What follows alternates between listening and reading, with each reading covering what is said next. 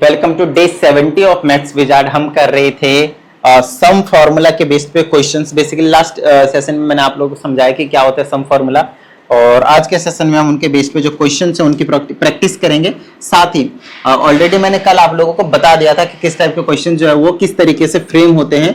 एक दो क्वेश्चन बिल्कुल बेसिक वाले कराए थे, तो कुछ डाउट आता है तो आप इस नंबर पर कनेक्ट हो जाइएगा।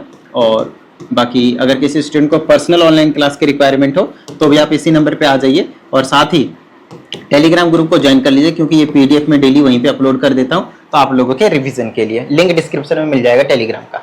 आइए, जैसे कि ये क्वेश्चन है, फर्स्ट 22 टर्म्स का जो सम है वो आपके पास निकालना है। तो ये क्वेश्चन मैंने आप लोगों को करवाया हुआ है, बट फिर भी एक बार जस्ट इन शॉर्ट जल्दी से करा देता हूँ। तो याद कीजिए सम का फॉर्मूला क्या था, n/2 ब्रैकेट में 2a + n-1 इंटू डी। बोलो हाँ या नहीं, ठीक है। अच्छा, 22 टर्म्स का सम निकालना है, S22, यहाँ पे भी 22 अपॉन n/2 हो जाएगा, तो 22/2 हो जाएगा।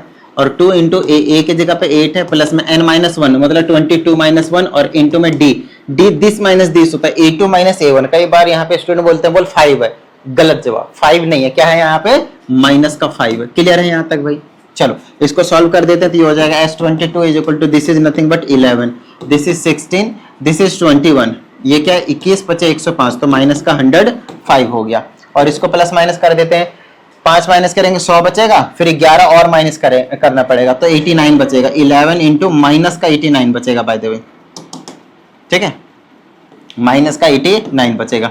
तो इनको मल्टीप्लाई कर लेते हैं, 89 और 89 को, 9 8 17 7 1 9, 979। तो माइनस का आपके पास 979 जो है आपको आंसर देखने को मिल जाएगा। आई होप यहां तक आप लोगों को समझ में आ गया होगा। समझ में आई इतनी बात? डन है। चलिए नेक्स्ट क्वेश्चन की बात कर लेते हैं यहाँ पे हम। और इस क्वेश्चन में देखिए हमसे क्या कहा जाता है, कहा जाता है how many terms of the AP, ये वाला, must be taken so that their sum is 78। ये प्यारा क्वेश्चन है और ये इंपॉर्टेंट क्वेश्चन है, तो इस टाइप के क्वेश्चंस को थोड़ा सा ध्यान से समझिएगा, ठीक है, ध्यान समझिएगा।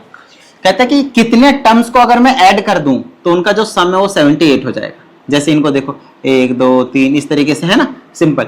78 थोड़ा सा कम दे रखा है, 78 ना कम दे रखा है। एक बार ट्राई करो, देखो 24 21 18, 3 का गैप है, तो 24 21 के बाद आपके पास 18 और फिर कितना आ जाएगा उससे बाद 15, 8 5 13 14 और 4 18, 8 1 हो गया, 2 2 4 6 और 1 7, 78 आ गया।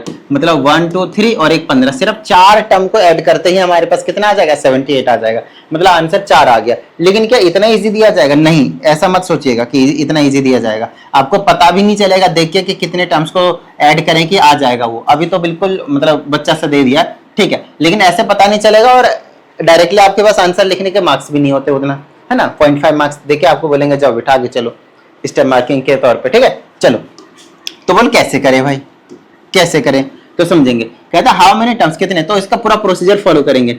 SN का फॉर्मूला लगाएंगे, आना तो 4 है हमें पता चल चुका है, लेकिन प्रोसीजर को फॉलो करना पड़ेगा, n-1 टाइम्स d, ठीक है। चलो SN की जगह पे 78 है, n हमें नहीं पता तो n की वैल्यू हम निकालेंगे। 2 इंटू a की जगह देखो कितना है 24, ठीक है, बीच में प्लस n-1, तो दिस माइनस सॉरी n-1 तो n नहीं पता हमें, तो n-1 ही रखेंगे। d करेंगे दिस माइनस दिस, तो माइनस का 3 आएगा। कई बार स्टूडेंट यहाँ पे 3 लिख देते हैं, प्रॉब्लम है ना। a2 - a1 करोगे 21 - 24, that would be your negative of 3। Clear है? चलिए ये 2 इधर भेज दूं, तो 78 2 जा 80 80 160 में से 4 कम कर दो, 156 आ जाएगा। डन है। चलो इज इक्वल टू n को एज इट इज रखो, 24 दूना आपके पास 48 हो जाएगा, प्लस में -3 से मल्टीप्लाई कर देता हूं, तो माइनस का 3n हो जाएगा, और -1 से करेंगे तो प्लस का 3 हो जाएगा। और इसको सॉल्व कर लेते हैं भाई, तो ये जो है हमारे पास आ जाएगा 156 is equal to n times ये -3n एज इट इज रखते हैं, इसको इसको प्लस माइनस करेंगे तो आ जाएगा 51 हो जाएगा। उसके बाद आप क्या कीजिए, n से मल्टीप्लाई कर दीजिए, ये हो जाएगा मेरे पास 156 इज इक्वल टू, इसे करूंगा तो माइनस का 3n का स्क्वायर, और इसे इसको करेंगे तो 51 times n, 51 times n। Done है। चलो अब क्या करें, इनको मैं इधर ले आता हूं, तो ये हो जाएगा मेरे पास 3n का स्क्वायर, और अंदर ले आएंगे तो माइनस का 51n, और इसको ये तो इधर ही था, ये तो इधर ही था, इसको कुछ नहीं करना भाई, ये तो इधर ही था, ठीक है। और इक्वल टू में क्या हो गया 0, इन दोनों को अंदर लाया हूं मैं। अब क्या कर सकता हूं मैं, 3 से डिवाइड कर देता हूं, so that the equation becomes the smaller coefficients, ठीक है। तो ये हो जाएगा मेरे पास n की स्क्वायर माइनस का 17 टाइम्स n प्लस का 3 5 15, 3 दूनी, तो इतना आ गया मेरे पास। अब क्या लो मैं, कितना कितना ले लो कि काम बन जाएगा, 13 चौके 52, तो ये हो जाएगा n की स्क्वायर माइनस का 13n और माइनस का कितना हो जाएगा मेरे पास 4n और ये प्लस का 52 हो जाएगा और इक्वल टू में आ जाएगा आपके पास 0। यहाँ से n की वैल्यू निकालते हैं, n कॉमन लेंगे तो n माइनस का 13 आएगा और आपके पास नेक्स्ट नेगेटिव का 4 कॉमन लेता हूं तो मेरे पास यहाँ पे n माइनस का 13 आ जाएगा और इक्वल टू 0। यहाँ पे -4 कॉमन आया ना, तो -4 की वजह से साइन चेंज हो जाएगा। तो अब आगे मेरे पास क्या है, n की वैल्यू क्या आ जाएगा, n माइनस का 13 और फिर आ जाएगा n माइनस का 4 मस्ट बी इक्वल टू 0। तो जीरो प्रोडक्ट रूल के अकॉर्डिंग अगर मैं दोनों को इक्वेट करता हूँ इक्वल टू 0 तो ये आपके पास n माइनस 4 इक्वल टू 0 आ जाएगा। तो n की वैल्यू 13 आएगी और यहाँ से आपके पास n की वैल्यू 4 आएगी। तो सर आपने तो 4 बताया था, यहाँ तो दो वैल्यू आ रहे हैं 13 की, तो आ सकता है कोई बड़ी प्रॉब्लम नहीं है, समझाता हूँ इसको। देखो ये डिक्रीजिंग एपी है, क्या ये आपके पास डिक्रीजिंग एपी है, डी की वैल्यू नेगेटिव आई थी ना, तो डिक्रीजिंग एपी है। और जैसे मैं 13th टर्म पे आऊंगा उससे पहले ही मेरे हिसाब से क्या आएगा, ये नेगेटिव टर्म्स आने शुरू हो जाएंगे, बोलो हाँ या नहीं, नेगेटिव टर्म्स आने शुरू हो जाएंगे।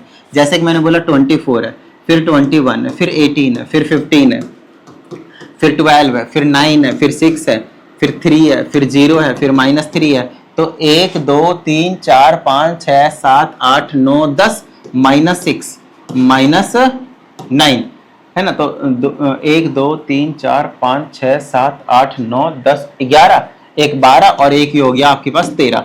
अब आपको मैं क्या कह रहा हूँ ध्यान से समझिएगा, क्योंकि इसमें नेगेटिव टर्म्स भी आए ना, तो एक तो आप इन 4 को जोड़िएगा तो 78 आ जाएगा, कोई प्रॉब्लम ही नहीं। ओके डन है, फाइन है। तो n की वैल्यू 4 तो कंपलसरी है, लेकिन मैं कहता हूं आप इन 13 टर्म्स को भी जोड़ेंगे ना तो भी आपके पास 78 ही आएगा। अब यहाँ पे ना बच्चे थोड़े से परेशान हो जाते हैं, उसके पीछे का लॉजिक क्या, उसके पीछे का सिंपल लॉजिक है कि सर नंबर ऑफ टर्म्स बढ़ने से हमेशा सम ग्रेटर आएगा, बहुत ज्यादा बड़ा आएगा, ऐसा जरूरी नहीं है। टर्म्स के ऊपर डिपेंड कर रहा है कि नेगेटिव है या नहीं। देखो +12 -12 +9 -9 +6 -6 +3 -3 कैंसिल, बचा ही कहां कुछ। तो आपने सबको जोड़ दिया उसके बाद भी 78 ही आया। तो अगर आप 4 टर्म्स को जोड़ते तो भी 78 ही आ रहा है और अगर आप 13 टर्म्स को जोड़ते तो भी 78 ही आ रहा है। इसका मतलब both answers are possible over here. Clear है, यहां तक डन है, ठीक है। कई बार स्टूडेंट्स क्या बोलते हैं 4 को ऐड करके 78 हमने काउंट कर लिया, तो n की वैल्यू अगर 13 आया तो हम वो काउंट नहीं करेंगे। दिस इज रॉन्ग, ये आपके पास गलत अप्रोच है, इसका थोड़ा सा बॉयकॉट कीजिए, ठीक है। चलिए अब जैसे कि ये क्वेश्चन है, बड़ा प्यारा क्वेश्चन है, ध्यान से समझिएगा। इसमें कहा था फाइंड करना है सम ऑफ 28 टर्म्स, 28 टर्म का सम का निकालना है, लेकिन n की वैल्यू तो 28 दे दिया, लेकिन एपी कहां है। एपी कहता है whose nth term is, nth term means an, कितना है 8n माइनस का 5। और इसे प्रीवियस है ना, इसे कल नहीं परसों वाले सेशन में मैंने आप लोगों को बता रहा कि परसों और उससे पहले वाले सेशन में कि an से किस तरीके से एपी को हम फाइंड आउट करते थे, राइट। तो एक बार आप 1 पुट कर लीजिए, कितना आ जाएगा 1 3 आ जाएगा। 2 पुट कर लीजिए, कितना आ जाएगा 8 2 16 में से 5 जाएगा तो कितना बचेगा 11। 3 पुट कर लीजिए, 8 3 24 में से 5 जाएगा, कितना बचेगा 19।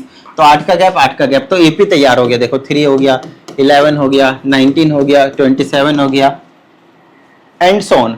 अब सम निकालना है तो एसएन का फॉर्मूला लगा दीजिए। अब आपके हाथ में है क्वेश्चन, अब क्वेश्चन कहीं नहीं जा रहा, आप देख लीजिए, बोलो हाँ या नहीं। आपको ए पता है, यहाँ से देखो ए पता है, इसमें से इसको माइनस करेंगे, डी पता है, एन पता है, सम के फॉर्मूले में पुट कीजिए और मौज लीजिए। इसमें तो अब कुछ बचा नहीं बताने का, है ना।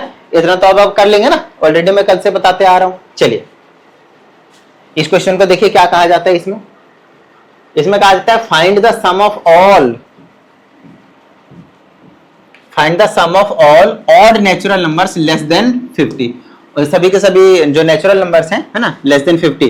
तो 1 से शुरू कर दीजिए, 1 3 5 7, नेगेटिव नहीं लेते जनरली, तो ये हो जाएगा आपके पास 49 तक। ये सभी के सभी आपके पास क्या है, ऑड नेचुरल नंबर्स है ना, क्योंकि ये नेचुरल नंबर बोला है तो नेगेटिव की तरफ तो जाने का सोचिएगा। तो आपके पास क्या हो गया, नेचुरल नंबर लेस देन 40 वाले सभी के सभी आपके पास क्या है, ऑड नेचुरल नंबर है। क्लियर है यहाँ तक। इन सब का सम निकालना है तो वेरी इजी क्वेश्चन हो गया, सब कुछ ही पता है। पहले तो n पता करना है, n नहीं पता।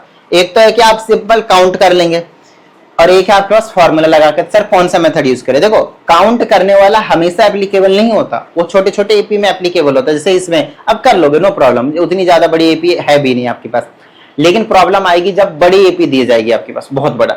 अब उस केस में आप काउंट नहीं कर पाओगे, तो हमेशा आपको मेथड वाला यूज करना है और पेपर में आपके पास मेथड वाले के मार्क्स हैं, ठीक है। जैसे कि आप पहले an का यूज करोगे, और बोलोगे a plus n minus one into d, क्योंकि सम निकालने के लिए भी n तो चाहिए ना, कितने नंबर ऑफ टर्म्स है, तो वो पहले आप फाइंड आउट करोगे, ठीक है ना। चलो an की जगह लास्ट टर्म मानकर चलोगे विच इज 49, a की जगह 1 है प्लस n माइनस वन, और d की जगह देखो दिस माइनस दिस करोगे तो 2 आ जाएगा, 1 इधर भेज दो तो 48 बचेगा is equal to n minus one, और 2 डिवाइड में कर देता हूं तो 24 आएगा, और is equal to n minus one इधर लेकर जाओगे तो प्लस, तो n की वैल्यू 20। बस इतना ही तो करना है। देखो पता मुझे पहले से था, पता आपको भी पहले से था कि 25 टर्म्स आने हो, 50 तक आपके पास 25 odd number 25 even number, simple है 25। बट ये प्रोसीजर आपको करके दिखाना। अब आप सम निकालोगे, अब क्या करोगे, अब आप सम निकालोगे। अब आप सम का फॉर्मूला लगाओगे ये वाला n/2 ब्रैकेट में 2a plus n minus one times D. अब आप करोगे ये वाला फॉर्मूला लगाकर सभी वैल्यूज को सब्स्टिट्यूट करोगे, a पता है d पता है, यहाँ से हमने n निकाल दिया, यहाँ पे सब्स्टिट्यूट करोगे, सॉल्व करोगे, और अब आप यहाँ पे जो सम का जो आंसर है उसे आप ले जाने वाले हो। क्लियर है यहाँ तक? चलिए नेक्स्ट क्वेश्चन की बात कर लेते हैं हम। इसमें हमसे कहा जाता है sum of the first 12 natural numbers each of which is a multiple of 7। अच्छा समझिएगा क्वेश्चन, सम निकालना है फर्स्ट 12 नेचुरल नंबर्स का, मतलब n की वैल्यू 12 है ना, each of which is a multiple of 7, जो कि सभी के सभी क्या होना चाहिए, मल्टीपल ऑफ 7 होने चाहिए। स्टार्टिंग के 12 नंबर होने चाहिए, और वो 12 के 12, ध्यान सुनिएगा, 12 के 12 क्या होने चाहिए, 7 का मल्टीपल होना चाहिए। तो 7 का मल्टीपल होना चाहिए, क्या हो जाएगा 7 14, 7 का टेबल ही तो पढ़ना, और क्या, ऐसे करते करते करते करते जाना। आपको ए पता है, देखिए कितना है आपके पास 7 है, आपको डी पता है, देखिए कितना है, दिस माइनस दिस करेंगे तो 7 आएगा। नेक्स्ट आपके पास क्या पता है, एन पता है आपके पास कितना है 12 है। बस 3 चीज ही तो चाहिए होता है सम निकालने के लिए, काम बन गया। तो एस एन क्या हो जाएगा, ए प्लस सॉरी एस एन क्या हो जाएगा आपके पास n/2, अरे चल जाओ भाई, n/2 फिर 2a plus n minus one times D. बस इन तीनों के वैल्यू को सब्स्टिट्यूट कीजिए और आंसर ले जाइए आपके हाथ में। बताओ भाई, किसी भी तरह की कोई भी समस्या, वेरी इजी क्वेश्चन भाई, इसमें तो कोई प्रॉब्लम वाली बात नहीं होनी चाहिए। आइए इस वाले क्वेश्चन की बात कर लेते हैं फटाफट। इसमें हमसे कहा जाता है find the sum of first 51 terms, मतलब S51 निकालना है हमें। S51 क्या करना है हमें, निकालना है। S51 क्या करना है हमें, निकालना है। Whose second term is, second term कितना है आपके पास, whose second term and third term are 14 and 18। तो second term भी दिया हुआ है और third term भी दिया हुआ है, मतलब d की वैल्यू तो 4 ही है ना, साफ साफ पता चल रहा है। तो अगर second term दिया मतलब a2 दिया हुआ है, और third term दिया मतलब a3 दिया हुआ है, कितना 18। अच्छा second term दिया तो a प्लस 2d दिया हुआ है 14, और थर्ड टर्म का मतलब सॉरी, ये क्या आपके, अरे सारा नहीं गायब होना भाई, क्वेश्चन वापस आओ, शाबाश। ये क्या है आपके पास, ये आपके पास a प्लस डी है, a प्लस 1d है, और ये a प्लस 2d है ना, याद है ना, इसको हम कैसे स्प्लिट करके लिखा करते थे। अब आप क्या करोगे, n तो आपको पहले से पता है, देखो n की वैल्यू कितना आपके पास 51, तो इसमें तो कोई डाउट है ही नहीं। यहाँ पे हम सॉल्व करेंगे इसको और हमें क्या मिल जाएगा, a और d की वैल्यू। तो जैसे मैंने इसको सॉल्व किया, माइनस माइनस माइनस ये कैंसिल, माइनस करेंगे तो माइनस का d, माइनस का 4, इससे ये कैंसिल हो गया, d की वैल्यू आ गई आपके पास 4।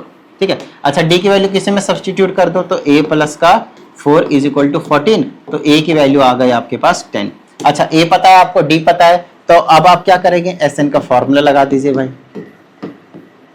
अब आप क्या करेंगे, SN का फॉर्मूला लगा दीजिए। अब नोट डाउन कर लीजिए, आपको a पता है, आपको d पता है, आपको n पता है, बस यहाँ पे आपको सब्स्टिट्यूट करना, और जो n की वैल्यू है उसे आप आराम से हंसते खेलते जो है वो ले जाइए। उम्मीद करते हैं आज के सेशन में भी सभी चीजें आप लोगों को समझ में आ गए होंगे। मिलते हैं कल के सेशन में, प्रैक्टिस करते रहिएगा। जय हिंद।